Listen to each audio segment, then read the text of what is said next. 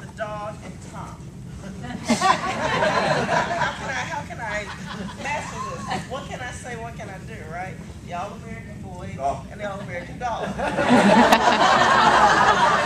think she pointed to the dog when she pointed But as they said, I'm Special Agent Kimberly Gordon. I've been with ATF for approximately 22, 23 years. When I first came on, I had in school, to give you a little bit about me, my major in school was psychology. I was going to be either a pediatrician or a child psychologist. I had no desires, no thoughts, no plans, had done no research in being in law enforcement. And as time went on, actually after I graduated from school, came home, and found out that to do anything in psychology, I had to have a master's. And I was so sick and tired of school, I was like, oh, to hell with that. Can I say that? So,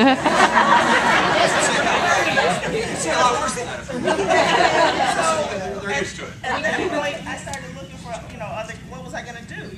My bubble was burst and my career goal was gone because I was tired of school. I did not want to go to school. And I had the free choice as an adult to say I was done with school. So I found a job working with a nonprofit organization with the Prince of Grinker School. I don't know how many of you guys are local or not, but it's a part of the University of Chicago, here in Chicago. And what it was is basically, it was a not-for-profit organization. It was a school, an alternative school set up for children who have been kicked out of the Chicago public school system due to behavior. And most of them had depression or had been diagnosed with some form of behavioral disorder. And I went there to start a newspaper. I was young, I was just out of school, and as we were getting and to do event planning for them, to come up with trips to stimulate their minds and make them want to do something and behave. 2 days after being there, one of the teachers quit. She just had enough, she up and quit. And the supervisor came to me and said, "You did some student teaching in college, right?" Yeah, for extra credit. He's like, "Good, come here." And I found out later that while I was the youngest person there, and the class that I had was the toughest.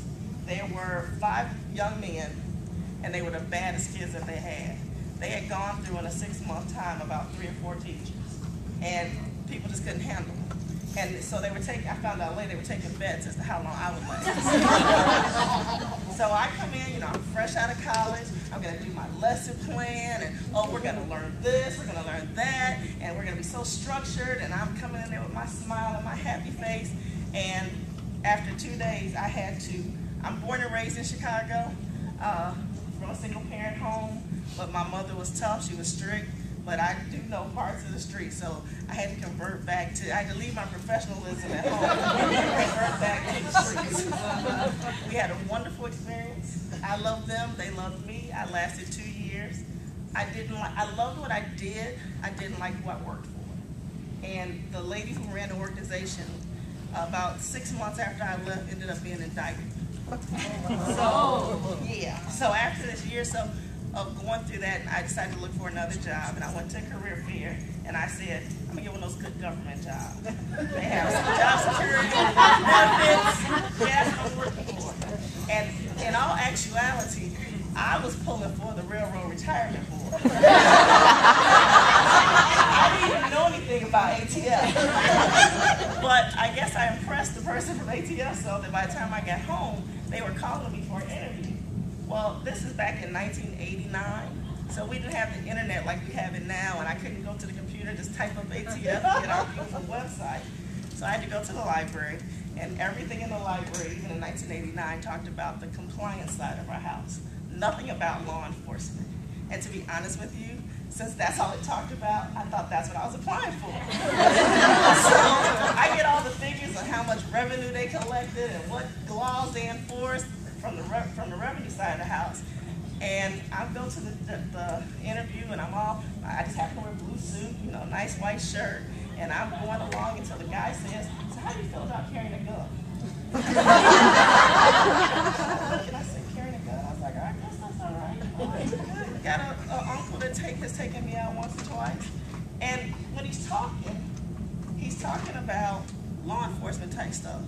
So I'm sitting there, 24 years old, no children, not married, fresh out of college, working with bad kids, and I'm like, what the hell did I get into?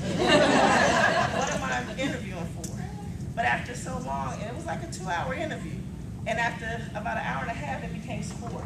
You know, the guy asked me how could I write. They told me if they wanted to do a writing test on me, and I was like, he's like, on a scale of 1 to 10, what would you say you are? I was like, oh, 1 to 10, 20.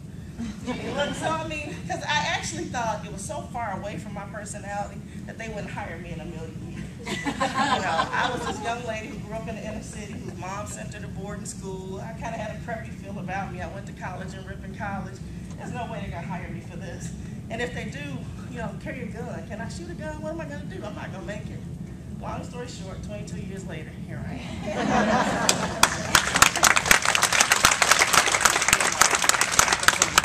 You did do some undercover work? I did too. I was say 22 years later, 3 kids and married. When I first came on the job, I told you no law enforcement experience, right? No law enforcement experience, no criminal justice classes, nothing. I came on the job, and a week later, which was not the norm for us, I was down in Glencoe, Georgia in training for 2 months. Came back from Glencoe, Georgia, and we were taking down the El Rookin street gang. So I come home to this big roundup, and at the time, I had a 6-shot. I had a .357 Smith & Wesson revolver, and I'm going into the Robert Taylor homes looking for one of their main, one of the leaders of the El Rookins that was hiding out with a girlfriend. I had never done this. I was with 2 Chicago guys and another guy from ATF, and I got this little 6-shot, 6 bullets. And as we're walking in, so as we're going in, the Chicago cops knew that I was new and I was just from school, so they're like briefing me, and they're like, okay, kid, we got you. You know, you just get in between us. We're going to walk up the stairs. Up the stairs? We're going to the 20-something floor. And they're like, when we get in there, you know, you're going to get into, he said, you're going to close your eyes before we go in for a minute because the staircase is so dark. It's like, it's so dark. It's 9 o'clock in the morning. So what do they mean it's so dark? And sure enough, they were like, okay, get between us. I'm between them. We go up the stairs. We go up 20 flights, and they're like, we can't take the elevator because they'll get us on the elevator and it's all over with. We go up and you hear 50, 50, 50. And people are closing doors. You're hearing things. People are scattering.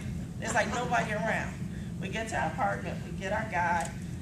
They're bigger than I am, so you know I'm kind of like standing on guard. And they do everything. But when we get ready to come out, because I just told you guys we had one of the leaders we were going to pick up. We come out, and when we look over the side of the projects, and the entire bottom is filled with people.